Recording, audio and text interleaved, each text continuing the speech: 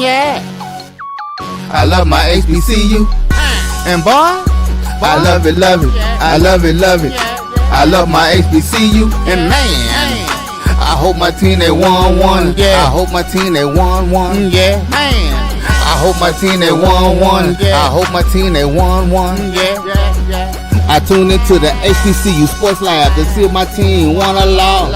If they lost, I'm quiet as a mouse. But if they won, keep tab. I'ma do the dab, yeah. Dr. Cavil, he know what he be talking about. Mike and Charles, they know what they be talking about. They compress the analytic data with the hip hop. If you know them like I know them, they gon' tell you if your team, if they won or lost, and who the ball. So listen to Professor, yes sir, and pay attention, cause he gon' teach a lesson. This is Dr. Cavil's Inside the HBCU Sports Lab, episode 714. This is the Indy Report. And I have Tariq Wilson and Jeffery Johnson.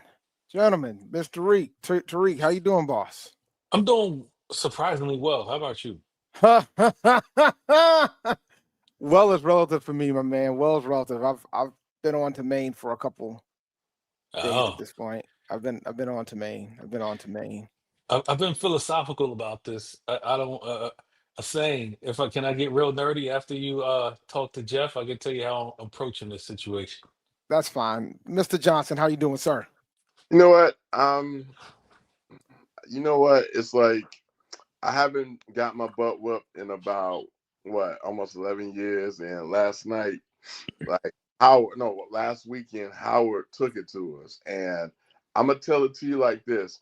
I was expecting for it to come slow, but they went right to it, man. You know, they ain't even ease that thing in. They beat up. Yeah, I promise you, sir, gentlemen. Yeah. Y'all didn't want to switch places with me.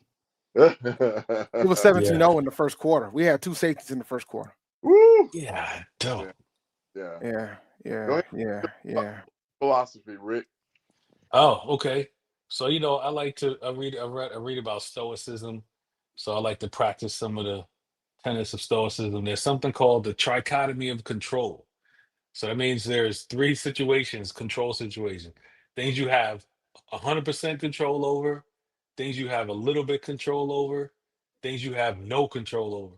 So the things you have no control over, you don't worry about at all. So I have no control over whether Hampton got that football conference. So sorry for the cussing. So I've decided to not worry about it. That's how I'm approaching this. Listen, man, when you're talking 60 straight points consecutive years. Now, granted, we've beaten the school down the road pretty bad. Like the last time we had our streak of beating those guys, they had 10 scoreless quarters. 45-0, 54-0. They finally scored in 2021. And then the streak started in 2022. Erica made sure she made an appearance in here. She made sure to make it. I'm sorry, AJ. We have to talk about it. It's unfortunate. Like, this is the Indy Report. But we will talk about it. What happened? Yeah, what happened? Like, I wish I could do the Jim Moore speech. like our other partner in crime, Brandon King, did. We couldn't run the ball. We couldn't stop nobody. We had two safeties in the first quarter. Yeah. It was bad. That when he said we couldn't do diddly poo? Couldn't do diddly poo. Yes, couldn't do diddly poo. But I will. I'm gonna go ahead and run through the intro, and then we'll do some news. I want to hold off the FCS playoff proposal until Brandon gets here. I'm gonna get Brandon till after the break. Welcome to episode 714 of Inside the HBCU Sports Lab radio show and podcast, the show that's covering the sporting HBCU diaspora, all things HBCU sports for institutions large and small, from the NAIA to the NCAA. We share insights and information on the HBCU sports culture and HBCU athletic aesthetics to facilitate the stories of HBCU's athletic programs and the business of the HBCU sports. I'm your host, David L. Rhodes. Brandon King is temporarily on assignment, but we also have Jeffery Johnson and Tariq Wilson from the HU Pirate Ship. We are filming live from our home studios and sending a signal live to our KCOH 12:30 a.m. studios with the Texas Radio Hall of Famer, Ralph Cooper, in the beautiful home of Texas Southern University from Houston, Texas. Now, listen, man, Auntie Roy, I told you to take a break. Take a break, buddy. Take a break. I need you to take a break. I love you. You're my guy, outside brother, through and through. I need you to take a break. Take a break. Can't. That's the biggest lie I ever seen. Lucky. Nah. You probably can luck your way to 10 points, to 12 points, 17 points. You can't luck your way to 62. I'm sorry. 62 points is a lot. Nah, and it could have been worse. I guess I'll go That's with what I my heard. game. I heard they could have hung 80 on y'all. That's what folks were saying. That's a fact. That's a Dang. fact. They put their second string quarterback in the first quarter. They put him in for a little bit. No, they didn't. They did. They did. They put it back. Like, folks weren't paying attention, but I was. They put it back up, but he came out. He came in, then he came back out. You know, they rotated with the backup, and then they put the backups in permanently after the third quarter. Oh boy. It was bad. The game was out of hand. Like, we got it within, like, we were down 17-0. Then it was like 24-0, and we got it down to 17 at the half. But then it got ugly. It was just their offensive line, and I knew the offensive line was huge. But I said this last week, the key to us beating them boys down in Durham was that we had to be able to win up front, and we could not win up front. And it was clear. Could not run the ball, could not win up front. But KJ White returned. He came in, he started, he went 10 for 16 for about 200 yards. So he did all right. He did pretty well. All right, let me pull the stat sheet up. He did okay considering.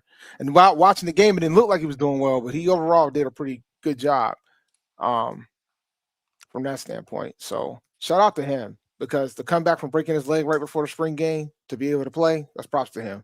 Mm-hmm. And he did a pretty good job considering. He was rusty. But you know, he did a pretty good job with regards to that. So shout out to him for that. But it was bad. It was bad. It was bad. Yeah. This was the thing that did, like, I kid you not. After the second safety, I started thinking about Maine. Were it like snaps over somebody's head? Like how? So what kind of safety? so the first safety, Wasn't it a punt or something? the first safety was no. The first safety was they hiked the ball over KJ White's head, and he made the smart decision to get the ball out of bounds. So that was the first safety. The second safety, KJ went back to pass, and he threw to nobody. It might have been a situation where either the wide receiver ran the wrong route, or KJ thought he was supposed to be somewhere and he wasn't. But there was nobody in the vicinity of the ball. He was in the pocket. He threw the ball in the end zone. Yeah.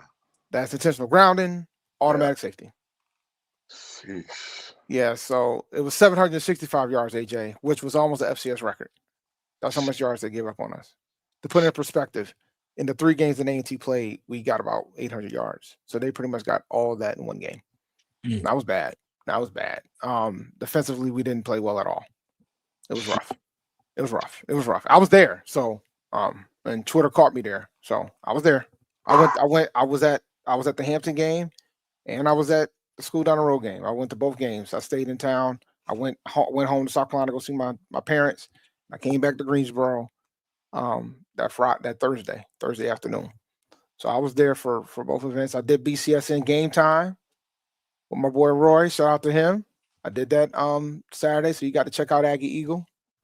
So now it was good. It's just it sucks that it wasn't much of a game, but it is what it is. You know. Atmosphere looked good. Oh no, yeah, we had over 17,000 people, but y'all had more than us. Y'all had over 18K at Howard Hampton. So what happened with y'all, man? Because I was at the other game. So what happened with y'all? What happened? What, the Howard game? Yes. Because you didn't want to say Howard Hampton, so obviously it was the Howard game. Yes. You know what? I felt like, well, I'm gonna be honest, I didn't watch the game, so I really can't tell you. Like, I knew, I was like, I'm not as I've been a fan of this program since the CIAA days, and this was the first one. This is the second one that I actively did not watch, and the other one was the Prunty game too, which is 2 years ago, which we were down and we came back, because me and Reek were both shocked at that one. It's like I did not want to be privy to watching somebody get bludgeoned to death, and that's what I felt like it was going to happen before the game, and a lot of people felt that way too.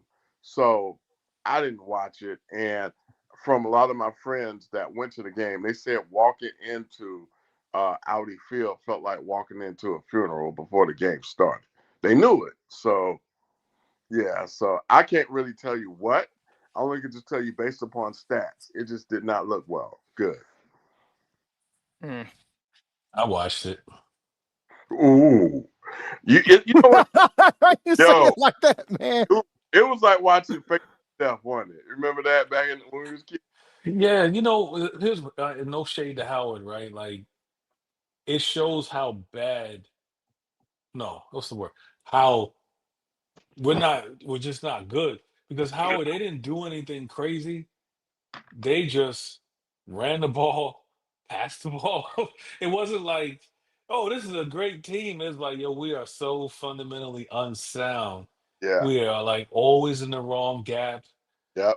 underthrowing the ball, Yep. getting the stupid penalty, all that. So it's like Howard just played football. And that's what we said. We said they're a better coach. They just gonna Yeah. play football. Yeah. That's it. There was nothing. That's what made it all of. That's where I said, all right, we're just not good. I'm Yeah. not gonna get pissed over this. It's just not good.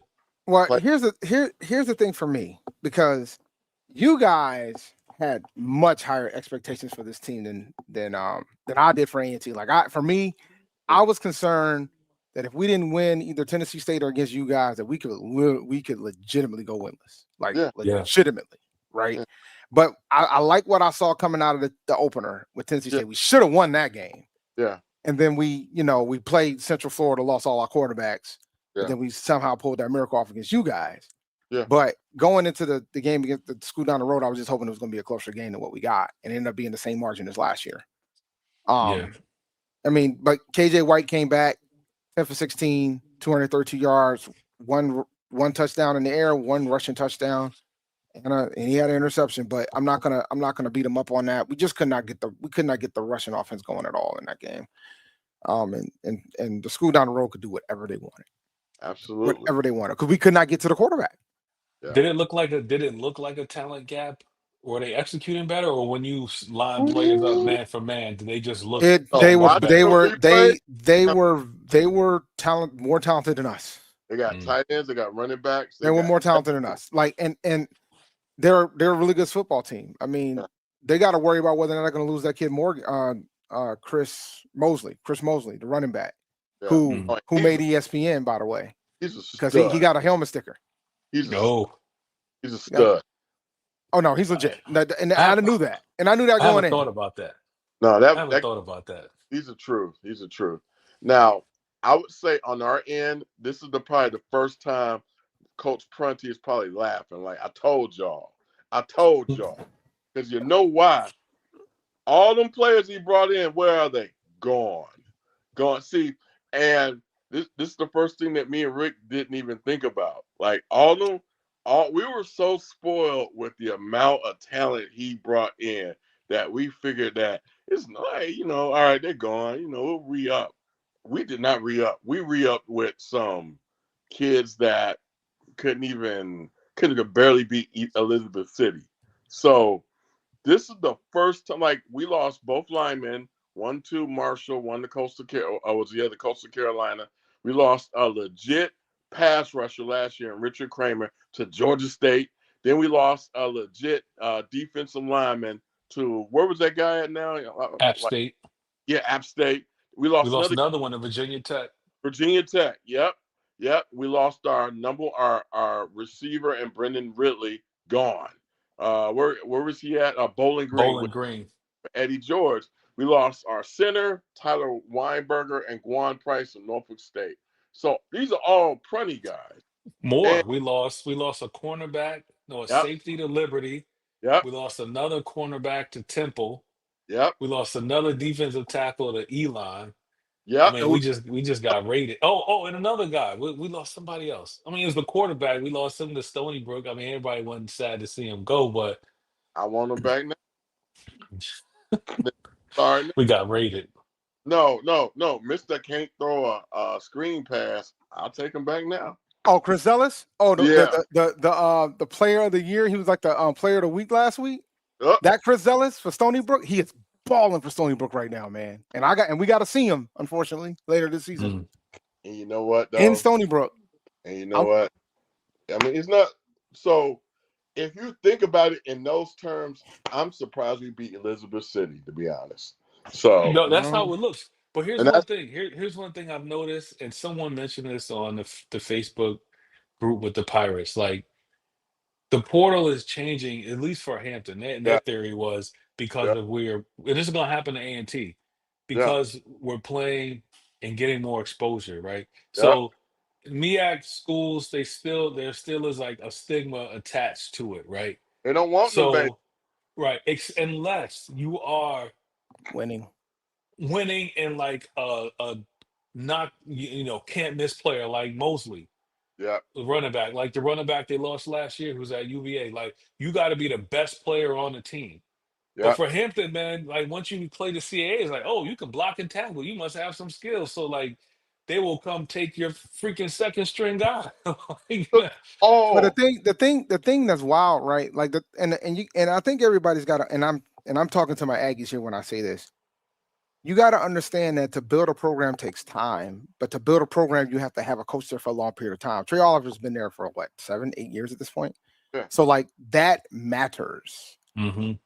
So like, and I think it's easy to say, oh yeah, he's been there since 2019, if I remember correctly. Yeah. It's easy to say, oh, we'll just do what everybody. No. It takes time. Like when Trey first took over the job at the school down the road, we shut him out in our opener, beat him worse than what they've beaten us the last 2 times. Okay, so like you have to build that program, and that takes time. So I say that to say you have to have some level of patience here.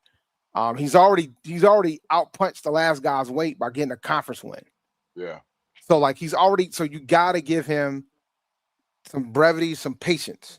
Oh, Even people are now, already mad at him. People God, already. No, they from the mess that they put the other guy in, and they got the nerve to be mad at this guy, the new guy. not everybody, but let's just say some of the Aggie chats got me to the point where I'm not responding because It's it's just not worth my time. It's just idiot. not Are it's just not these worth my time. are these chats that know that he's a new coach? Because sometimes Hampton people they be complaining they don't even know Well, who the coach is. They be like, "Yo, it's I his first game. I think Fire sometimes him." we have unrealistic expectations of what you get. Like I came into this season saying I want to get a conference win or two. I already Yeah. got one. All Yeah. right. And our best chance to get another one is probably this weekend, Who you even got? though it's not going to be easy. Who you got? This with Maine, right? Yeah. And don't let the record fool you guys. Oh no, You- we know. We oh yeah, definitely. they're good. Like Yeah. they're Y'all know good. y'all ain't winning that game. You ain't. I don't know, man. They lost to Stonehill at Oh, they home. did? They They lost did? to Stonehill at home. Oh, But that's they not. Oh. played William and Mary close, and they had 2 FBS programs. Yeah. Oh. Oh, okay. So I'm not saying it's not a realm of possibility, but we're 15-point dogs in that game. We're 15-point Man. underdogs. I, All right. But I think part of that is because of how bad we got beat last week. Like I think we'll probably cover, Yeah. but I think it's gonna be like I'm driving up. I'm driving up to Maine. I'm leaving my house at 8 o'clock in the morning, get to Maine probably around 1 o'clock. Yeah. And our kickoff's at 3:30. So I plan on going to the game in Maine on Saturday. Me and my son gonna go. Then we're gonna head to Foxborough on Sunday. So it's gonna be pretty good football type of weekend. Yeah. Yeah. But it's gonna be interesting to see how that game goes. But that's our best shot. We got Maine. We're at Maine, at William and Mary, back home for the greatest homecoming on earth. We got a bye. Then we play Campbell. Then we play Townsend. Then we got to go to Stony Brook. Then we come back home against Monmouth, which that's not a good choice for a senior day. My God, that Monmouth is a Man. machine, man. They will put 70 on anybody. And Like, Monmouth, they'll that score offense is different than 28 Monmouth. points in a quarter. they don't care either. They'll run it up with a minute left. Now Monmouth's offense is different, man. I saw some of the houses what they did to Villanova. Yeah. Their offense is different. Yeah. Any other thoughts on the Hampton game before we take our first break? I would say a lot of our alumni, and this is the problem with what we have in the Tidewater, is that they don't know anything. So immediately the message boards blew up. Oh, get rid of the coach, get rid of the AD, get rid of everybody. Not even knowing that the coach he's a new coach. He just suffered a huge loss with the loss of players in this program. And I'm gonna be, to his credit, I don't think he knew he probably knew what was coming in. It probably was going to take a minute, but at least give this guy some credit or some patience, because last year with the players that we had, we were very competitive, and he's shown that he has the temperament and he has the coaching know-how to be competitive in the conference. Now, some of those assistant coaches he got on staff, another story.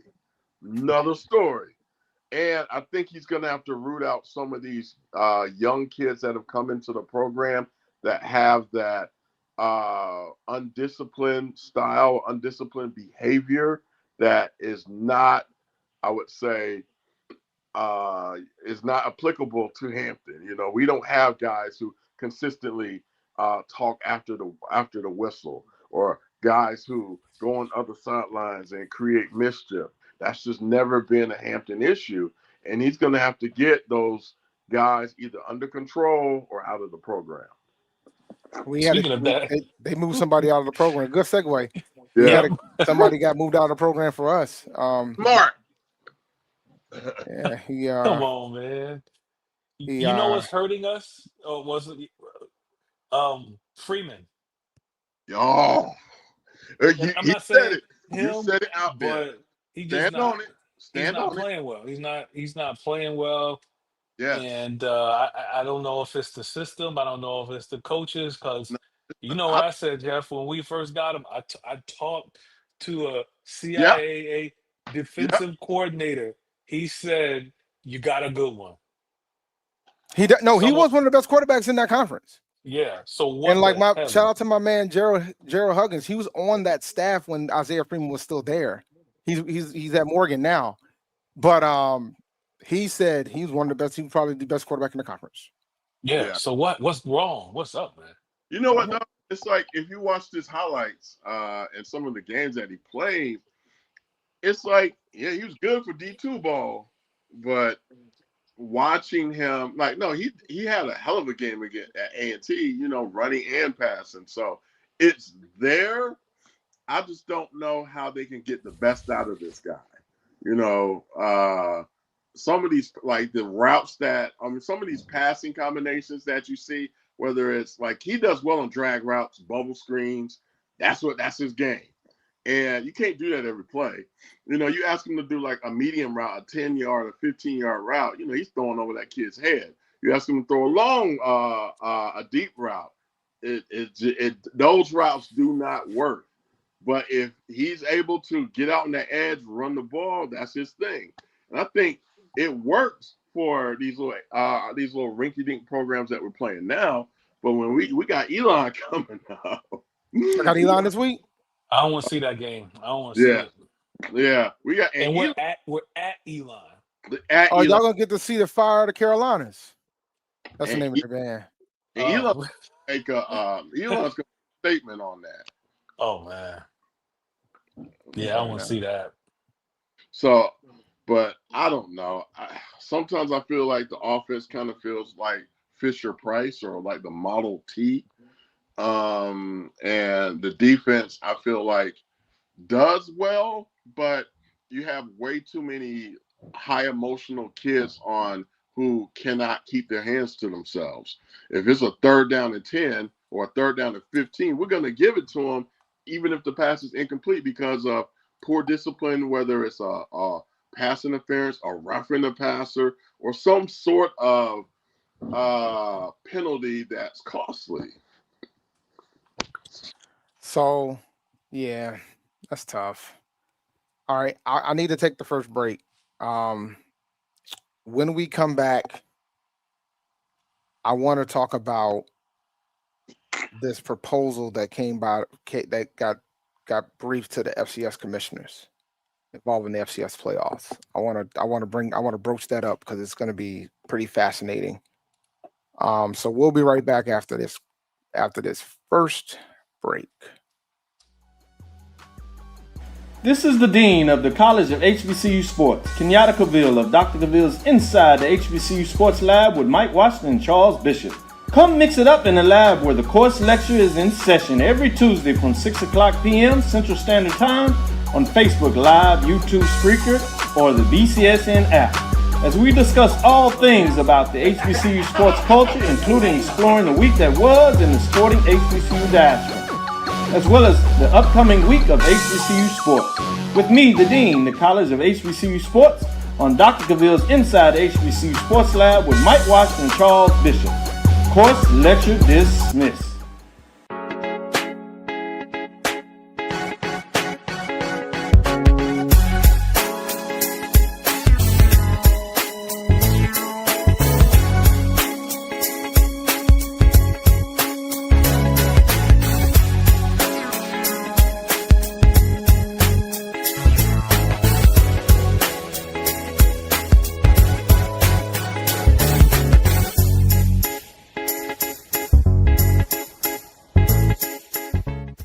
It's never too early to plant the seed, to share the tradition, and instill a sense of pride in your HBCU with your little ones. HBCU Pride and Joy Children's Boutique helps you share your school spirit with a wide selection of adorable kids apparel and accessories officially licensed from your favorite HBCU. Visit hbcupridejoy.com and follow us on all social media at HBCU Pride Joy on Facebook and Twitter. For over 30 years, HBCU Image has been more than just an apparel store. We've been a movement, a statement, a legacy. We celebrate the pride, the purpose, and the culture that make historically black colleges and universities legendary. Whether you're a student or a lifelong supporter, our gear lets you wear your HBCU story with confidence and style. Because when you wear HBCU Image, you're not just wearing clothes. You're wearing culture. You're wearing pride. You're wearing purpose. HBCU. College football fans, the Cricket Celebration Bowl is celebrating 10 years of crowning an HBCU national champion. A champion will rise at Mercedes-Benz Stadium on December 13th as the MEAC and SWAC champions clash in Atlanta. Join us for championship football, interactive fan experiences, and iconic marching bands. It's an HBCU family reunion that you don't want to miss. See who will be crowned the next HBCU national champion. For event and ticket information, visit the Celebration Bowl. Compress the analytic data with your hip hop. If you know them like I know them, they gon' tell you if your team, if they wanna lose, and who the ball. So listen to Professor, yes sir, and pay attention, cause he gon' teach a lesson. This is Dr. Cavil's Inside the HBCU Sports Lab, episode 714. This is the Indy Report, and we have a man that's no longer on assignment. Brandon King, how you doing, sir? Pretty good. How you doing? I'm doing all right. Just stay safe. That's all I'm asking. Hey, yeah, don't look down, man. Don't look down. So I'll try my best not to get you distracted too much. We already talked about the funerals, so you ain't gotta belabor all what we've already gone through. Tennessee State must not have played this past weekend. They did not play this week. But they kicked a bunch of MAGA people off their campus. Oh yeah, that was dope. Yes, that was that. I'm doing a whole segment on that tomorrow. On MD. Yeah, that was well, I gotta be careful. I gotta be careful what I say nowadays, man. I got an email from my job. I gotta be careful what I be talking about. But either way, you too, Brandon. Either way, neither here nor there.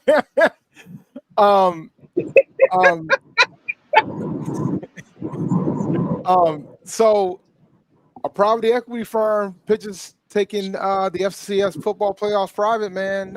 So basically in a nutshell, Sequence Equity presented a plan to privatize the FCS college football playoff to a group of FCS commissioners at the Conference Commissioners Association in Chicago on Tuesday. They could extract more value from the FCS postseasons at a time where schools nationwide are looking for new ways to make money to compete in the revolutionary era.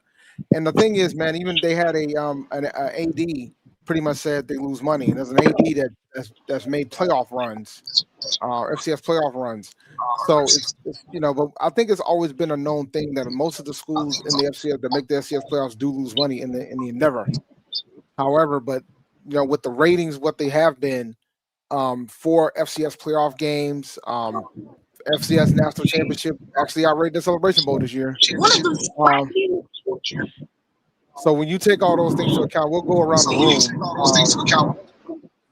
We'll start with Brandon since he's returned. What are your thoughts on this, Brandon? wow, that is landscape altering. I'm honestly, I feel like it could be with just a couple things. As I was listening to you, could be one more thing. Be, for college sports to be even more less amateurish and have more aspects of professional leagues. And then with this being privatized, my concern is it going to further the gulf between the haves and the have-nots? And my concern is that we could see our schools, potentially getting the short end of the stick in this. Well, it's interesting you say that, only because of the fact that you have three schools that are not in the MEAC and the SWAC, and you're looking at them right here on this show. So it's curious to see how that's going to affect the MEAC and the SWAC from that standpoint.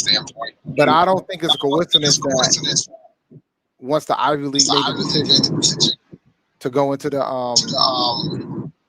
FCS playoffs, now the ball's starting to roll a little bit more. So, what are your thoughts, Jeff? You know what? I would say anything that could bring exposure to FCS, I'm definitely there for.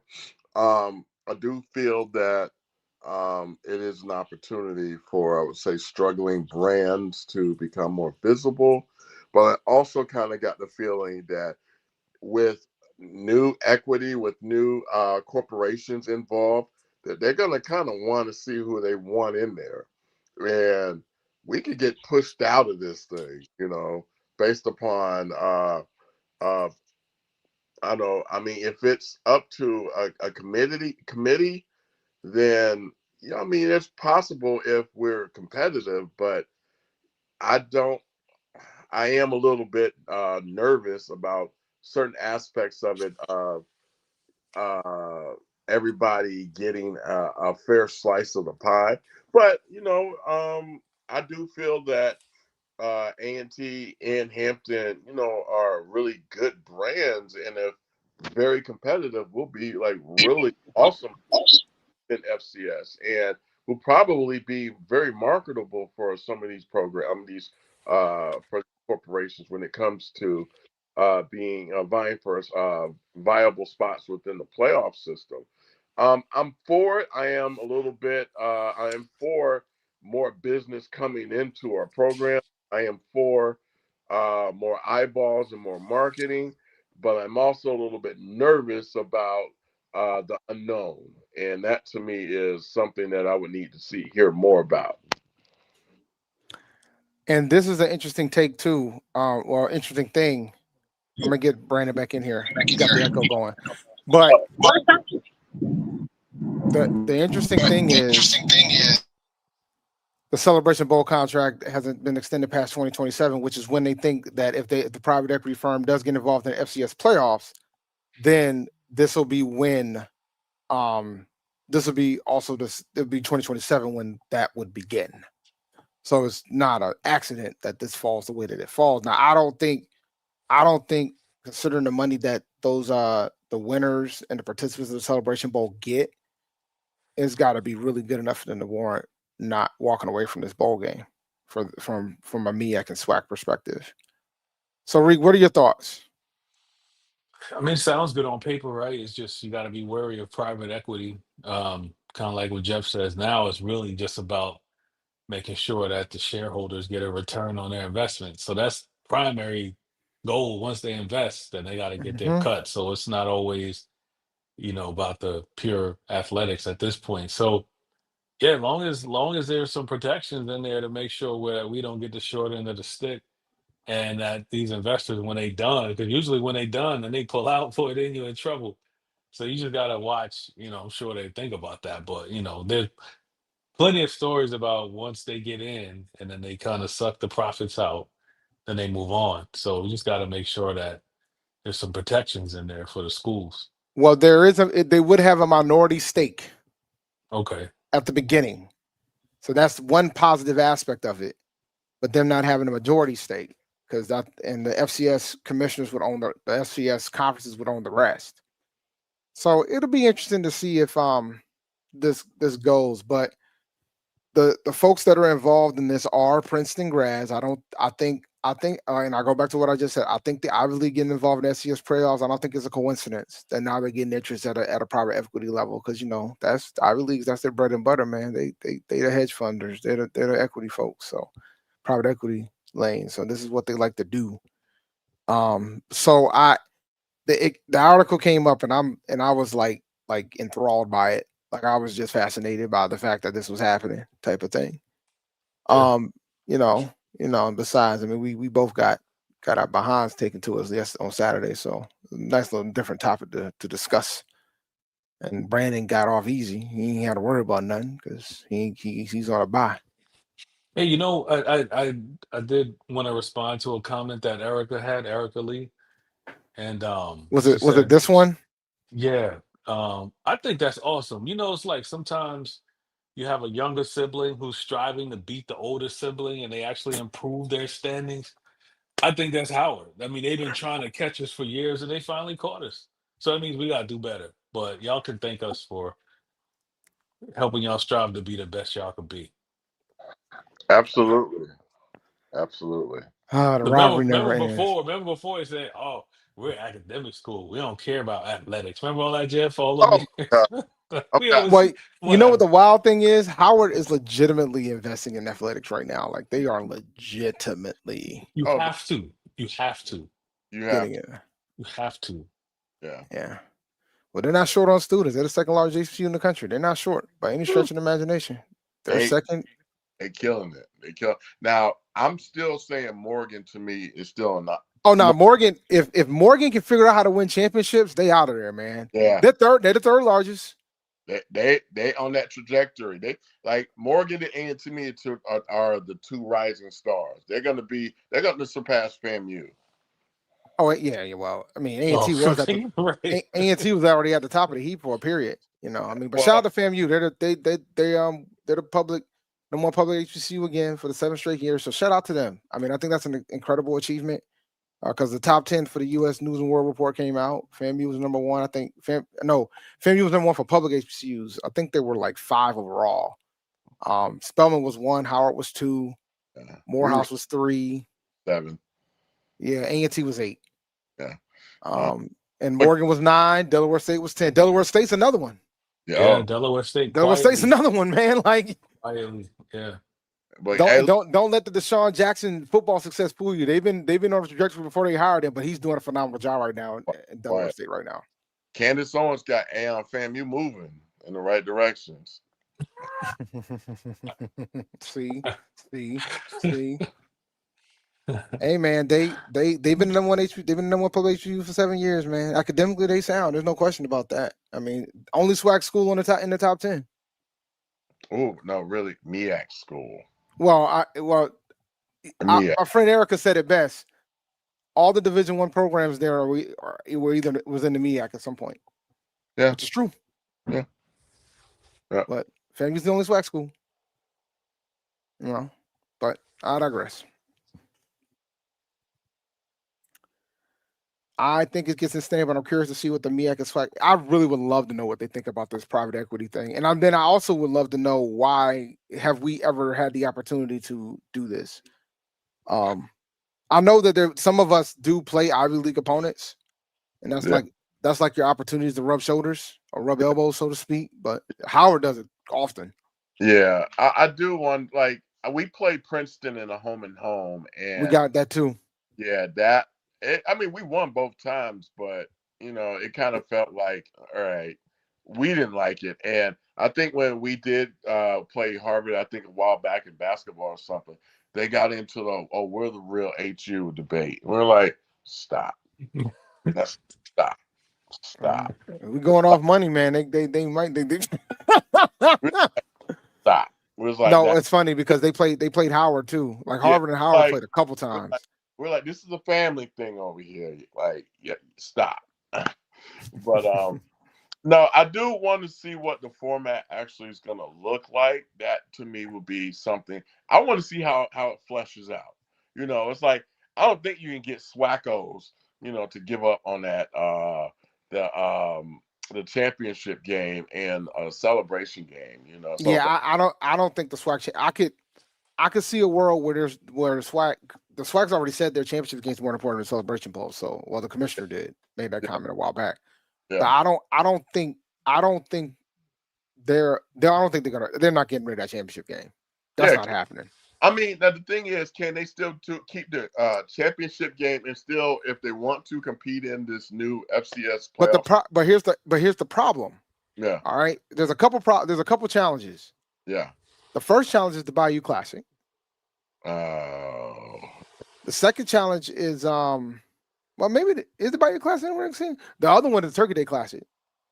Yeah. And then the Bayou Classic doesn't interfere with FCS playoffs. So you got the Bayou Classic, you got the Turkey Day Classic, then you got the SWAC Championships. You got there's three games that they would have to consider either moving, and they're not going to move those games, man. I had a whole shout out to my man BJ Jones. I had a whole back and forth about it. Those games constitute the bulk for some of their athletic revenue, so it's not gonna work. Yeah, but that's only helping 5. Oh, if they're all separate schools within the SWAC.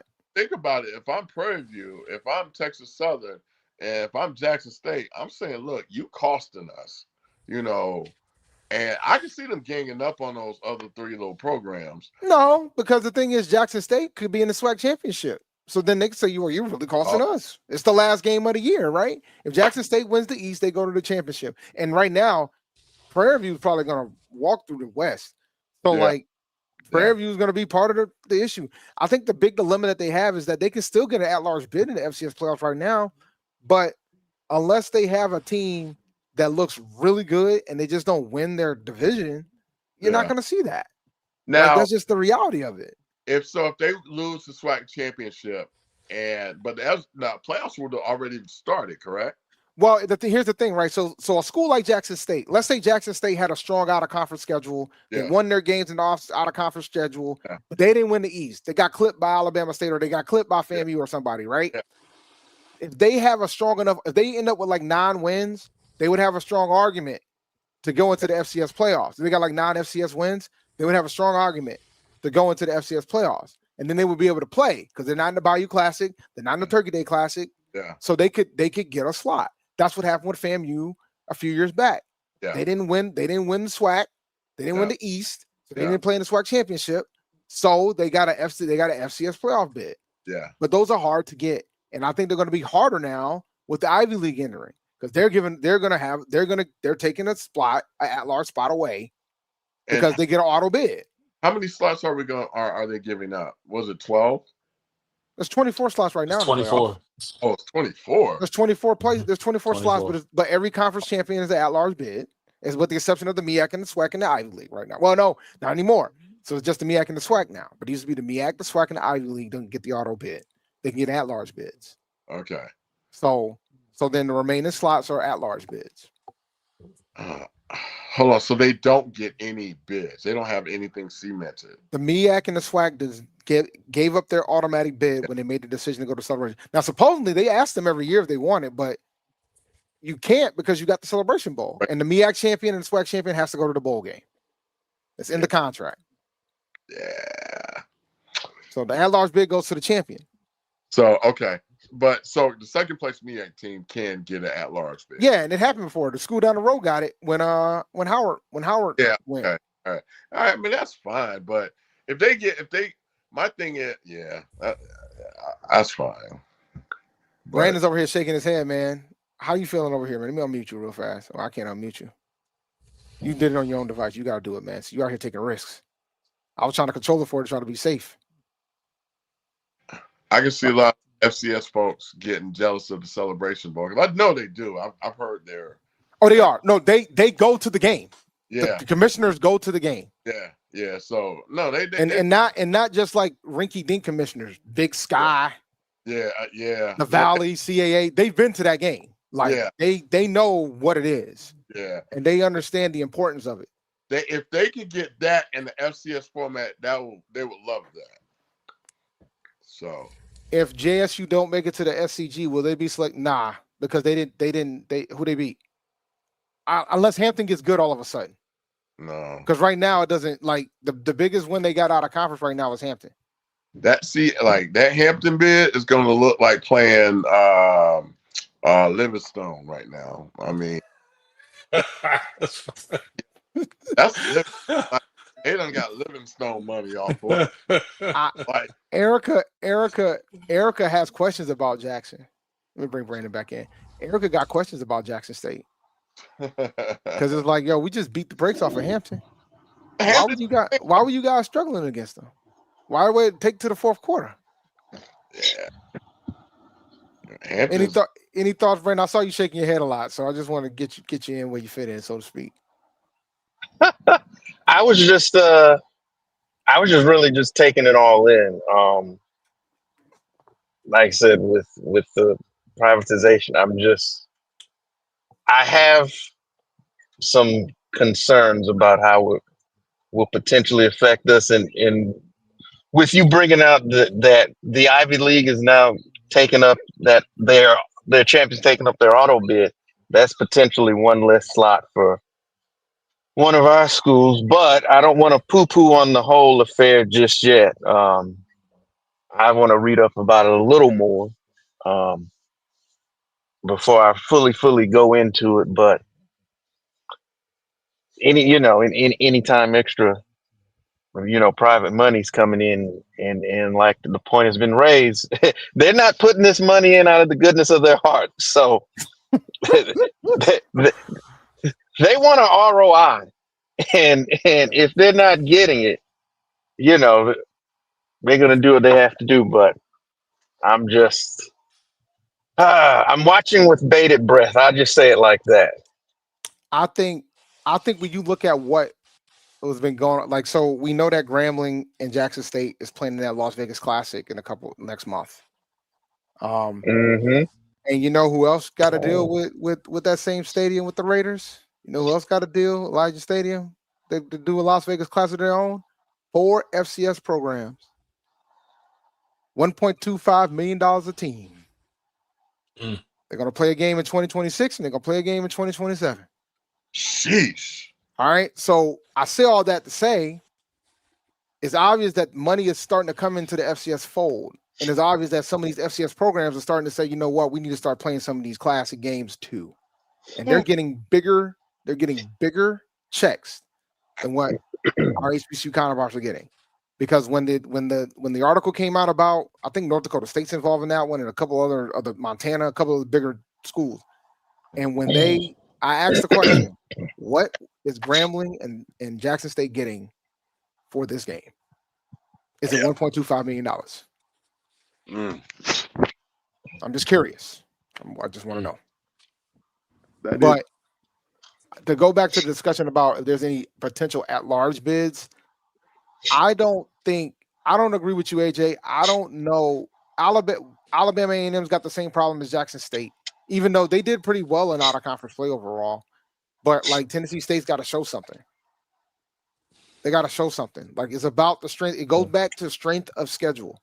Now, Delaware State is fascinating, even though I don't know how good Albany's going to be in conference play. But they're 3-1 right now, man. They got 2 FCS wins. And they're probably going to end up with 3 at the end of this weekend because they play Sacred Heart. Yeah. So, like, if they keep this rolling, Delaware State, if they don't win the MEAC, could potentially get an at-large bid. Absolutely. They could get it. They could do it. Howard could do it too. Yeah. Because if they are competitive in the MEAC and they miss it by a game, they got, and if FAMU is, we'll see. FAMU is better than what I think they are. They could potentially get one. School down the road, I think maybe. No, well, they just got beat down by New Hampshire, right? Yeah, they got beat down by New Hampshire, and they beat Fayetteville State, and they beat us. So they got to root for us, and I know they don't want to do that. Yeah. South Carolina State got an interesting shot too. But I think we talk about these 4 teams. These are probably the 4 contenders for the Celebration Bowl. Yeah, I mean we've seen it, right? We've been watching the playoffs for the second place team out of the MEAC and SWAC cannot win a playoff game. Absolutely. Can't. Absolutely. Can't. Either the first place, and it's not because of talent, it is a different brand of football. Like early in the season, You people talking still about on trying the to get 3? their I know. stuff You together. But told by the me. time you I hadn't get seen to the the footage yet playoffs, though. you're out of shape for that kind of football. Like I would say it's this. just Hampton, we played when I think when A&T won. This was back in what 98 or 99. 99, and we went up to play UConn up there, and we ended up losing by 6. And that loss is based upon what we always talk about, me and Tariq passing to the tight end. We could not figure it Mm. out. You know, they ran 2 tight end sets, 2 tight end formation. Basically that New England style offense where they basically just put tight ends out in space and we couldn't figure it out. And these are the type of things I would say that I wouldn't say plague our programs, it's just different scheme fits. yep. But they're used to our speed. They're like, okay, yeah, they're fast. You know, all you gotta do is stand in front of them. They ain't going nowhere. So that it's like for us always about trying to figure out or just making changes, you know, on the fly, which never works. All right, I gotta get ready to close. Any last thoughts before we close this bad boy out? You got anything else, Brandon, before we close out, sir? No, good discussion as always. Everybody be sure to tune in every week. Every week. And you know, who are y'all playing? Hampton's playing Elon. Who is Tennessee State playing? We've got Tech. Tennessee Tech? Yep. Oh dear. I know. Yeah. Yeah, they yeah, dear. we definitely got our work cut out for them. Look, they scored more points last week than we have all season. So yeah. And Is I it in, guess is it is the it and quarterback, it's in Nashville. Is that home? yeah, we got 8 home games this year. Are y'all playing at Hale or y'all playing at the Titans? No, they're still playing at the Nissan Stadium. Yeah. Hale It's requires a yeah. lot of repairs. Demolition. Yeah. They're doing some work. Like the press box is it's unsuited to be used. So I mean, I think Police tape on it. yeah, I talked to some media who worked the last game. They had to cover the game from the hill because they couldn't use the press box. No. So yeah, they're supposed to be.